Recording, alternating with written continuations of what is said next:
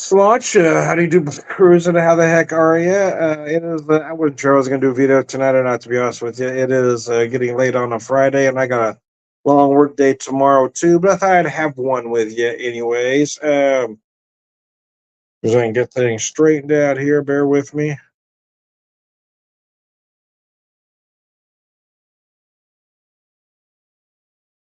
don't know why that privacy thing keeps bouncing back and forth. I have it fixed for a little bit, then it changes on me again. In case you're not sure, I'm not really in this little office behind me, but I like the backdrop, man. You got the decanter there, got the decanter there, and over here you see a bottle of Jim Beam in the back there. I like it.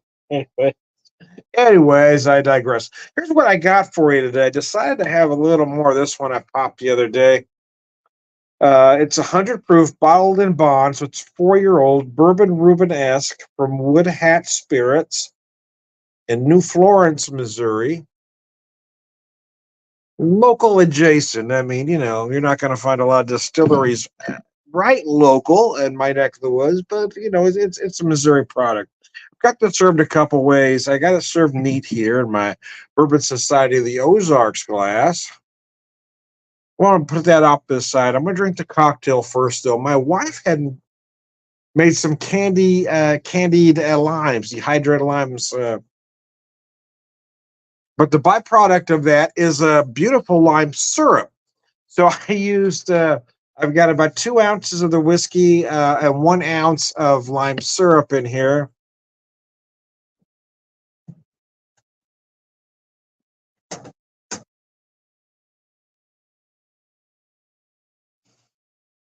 If I put some bitters in there, it could be a version of an old fashioned. But here it's just the whiskey and the lime. Well, I just want to keep it kind of pure, just nice, easy drink. If I had some club soda, I might have turned it into a highball of sorts. Anyways, it's an interesting whiskey. Even having it in this capacity, bourbon Rubenesque, it is very woody, very oaky.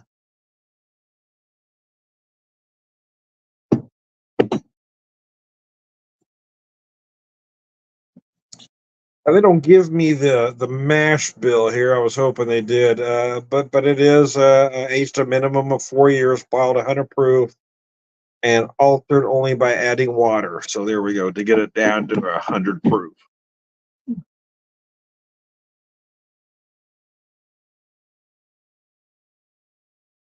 The lime syrup is nice, and it's not as sweet as you might imagine, which is one reason I like it because it still allows those lime notes, those fruit notes, to shine through.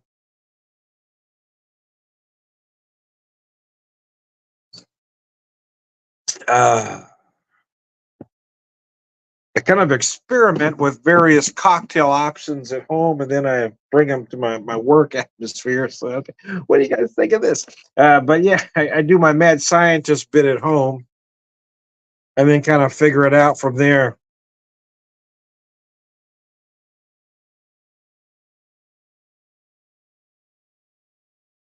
I did a lime coconut simple syrup a while back for a specific cocktail, and we ran out of that one called the lime and the coconut, obviously. I thought about maybe doing something like that again, but I'm not sure.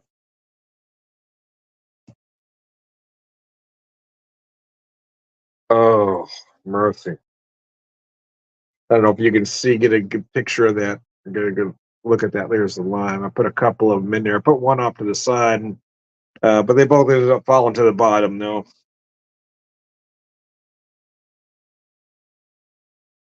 But as they sit in that drink, they will impart a little bit of additional sweetness as well.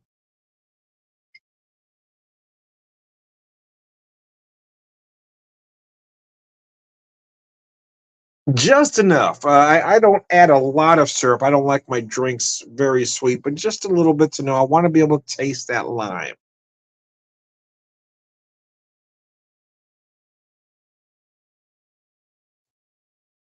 Ah, biscuits.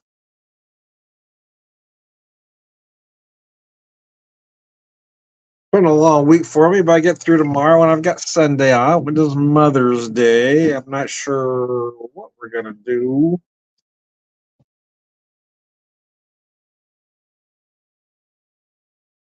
We'll probably hide. I'd like to just turn off everything, buy or rent a movie,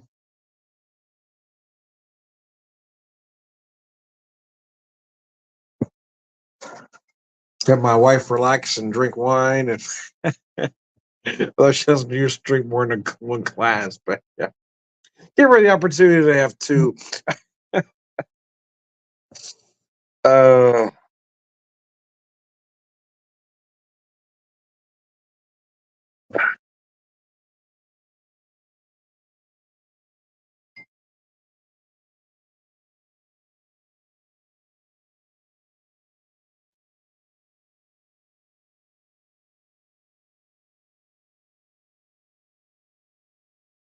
Work has been enjoyable. I love putting these cocktails together. Gives me an excuse. Before it was just monkeying around at home, but now I'm actually doing it for a reason, going full mad scientist trying to figure out these cocktail options. But as my wife has made these candied lemons and candied limes, I'm trying to figure out a cocktail using those, because that those are very much spring flavors and aromas.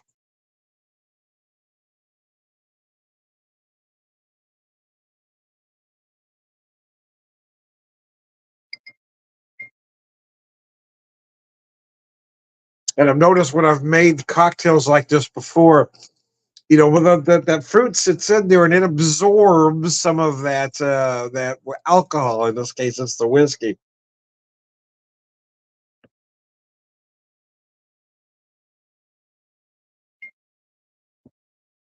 Although I'm thinking about, I didn't do it today because I was gravitating towards the whiskey, but I think that the lemons and limes would make a nice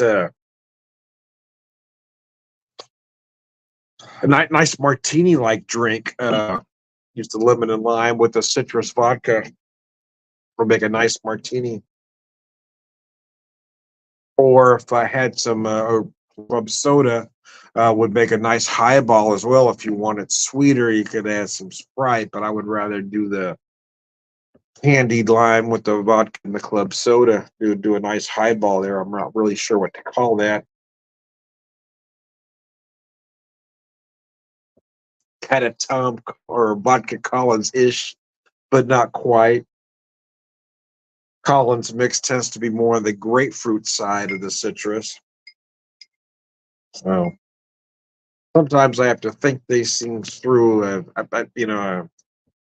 Think out loud. It helps me process thoughts if I say it out loud. But if I'm just sitting in my chair saying it, well, I look kind of crazy. But if I have the camera, I don't look quite as crazy. Anyways, I digress. Let me finish this up.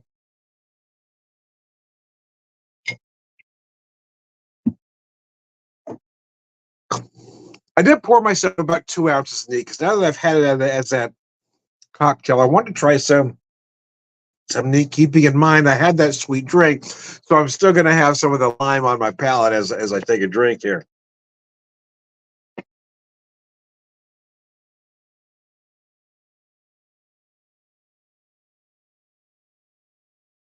So the nose is nice on this whiskey. I had this whiskey, well, not this bottled and bond, I guess. But I first had this bourbon Rubenesque about a decade ago, and I'll be honest with you, I just didn't get it at the time. But then I've had it a couple of times since, and I did, I enjoyed it. The first time I had it, I didn't quite get it. I'm not really sure why. My palate just wasn't quite there at the time, I guess. Because it is big. It is oaky, and it's not as sweet as a lot of bourbons out there. Maybe that's what was throwing me off at the time. The big commercial bourbons tend to be a little sweeter, and I think sometimes our palate gets used to that.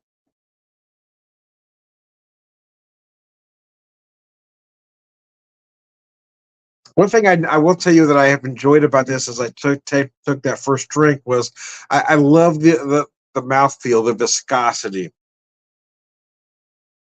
it's just very pleasant whiskey to drink. It doesn't feel too thin.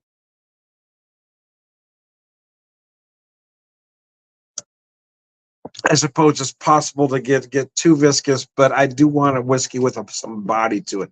I don't want it to feel light or watery, and I really enjoy this one. But yeah, and my palate could be off a touch because of the sweet I had earlier. But this one thing I do enjoy about this bourbon it is it isn't it isn't as sweet as most of its commercial brethren. Jason. Uh, Jason says, "Cheers, Tom. I wanted to let you know that my family and I have been thinking of you and have included you in our prayers. I hope you're hanging in there." I appreciate that. I assume you were talking about some of the things I've been talking about in prior videos without bringing it up again.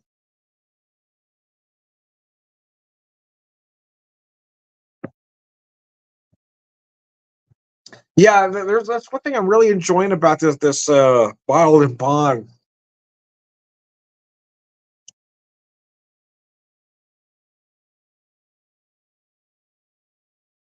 Because I do feel those big oaky notes.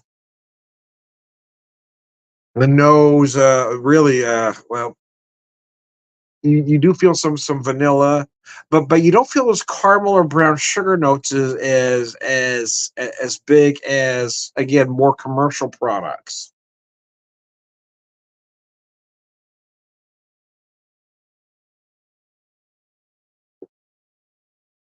You do feel those tannins. Some might interpret it as leather. Some even might like a cigar malt kind of note. But the flavors are just very deep. And I love the fact that it isn't sweet as its commercial counterparts. There's the reason why I don't buy a lot of commercial products anymore. One, they're they're overhyped, and most of them cost a lot more than they're worth. But again, it's that sweetness. A lot of commercial bourbons I find just are intentionally overly sweet. Have you had any products from Fry Ranch out of Fallon, Nevada? I have actually, and what I've had, I have enjoyed.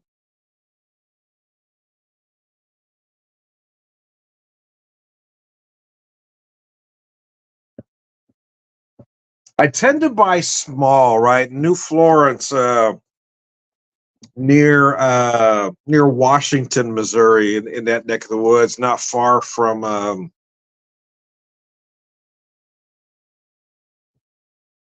Oh gosh, I just went blank there. Pinckney Band. The Pinckney Band just does corn whiskey, but man, their products are great. And then New Florence isn't far from there. I really go out of my way to buy small distillery products. I go out of my way not to buy those big guys that everybody says you have to have. You will not find a bottle of Buffalo Trace on my bar cart ever, because not that I think it's a bad whiskey, it's a good whiskey. It's a good $25 to $30 whiskey. But if you're paying more than that, you're an idiot. There's no reason to have that. I hate when bourbon guys say, "Well, you have to have this in your collection now," and you don't even have to have a collection. I don't understand that collector mentality. I buy these products because I enjoy them and I want to drink them. If you're buying something with the hopes of selling it to somebody for three times its actual value, well, then you're a predator.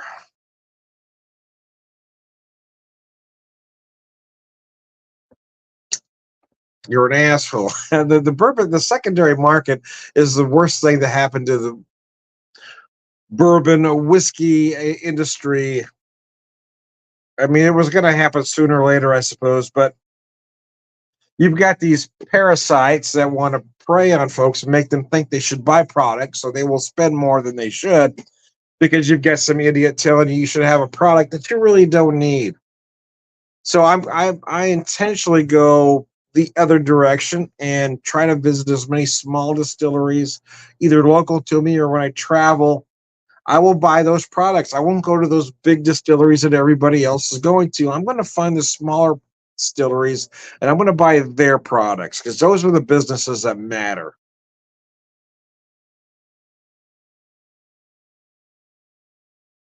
When I'm home, when I'm in my area, I want to stimulate my economy here. But when I'm traveling to different cities out of state, again, I don't want to buy those big guys that are out there. I want to stimulate that economy there that I'm visiting.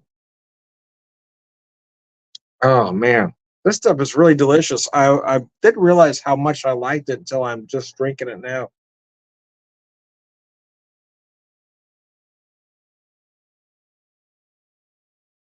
But I do enjoy those big oaky notes.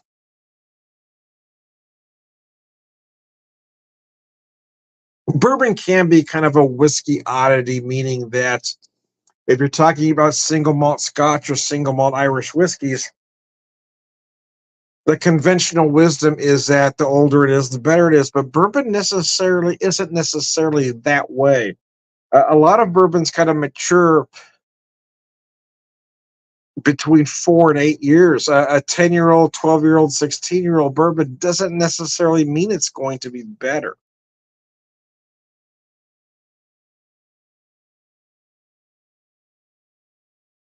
It may actually hit its peak somewhere between 4 and 8 or 4 and 10. But people aren't actually going to pay more for older whiskey and tell you it's better when in their mind they're thinking, I don't like it more. I just paid more. But they're not going to admit that since they paid more. Anyways, I digress. But I digress, man. I am Tom the Whiskey Whisperer, Whiskey Evangelist, prolific whiskey drinker.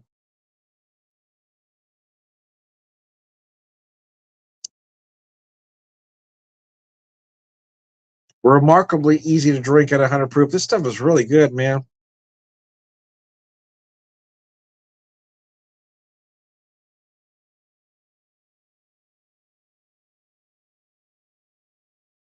I didn't cover the spice notes earlier. That's one thing I did leave out. You get a lot of nice spice in the finish that kind of balances everything out. You do. Everybody wants to say cinnamon. Cinnamon is typically prevalent, uh, but here I'm really feeling some allspice, some ginger, some clove, and maybe just a little nutmeg as well. Kind of a mix of baking spice going on there. So anyway, one more time, I'm feeling. I am Tom the Whiskey Whisperer, Whiskey Evangelist, prolific whiskey drinker, purveyor of wisdom, and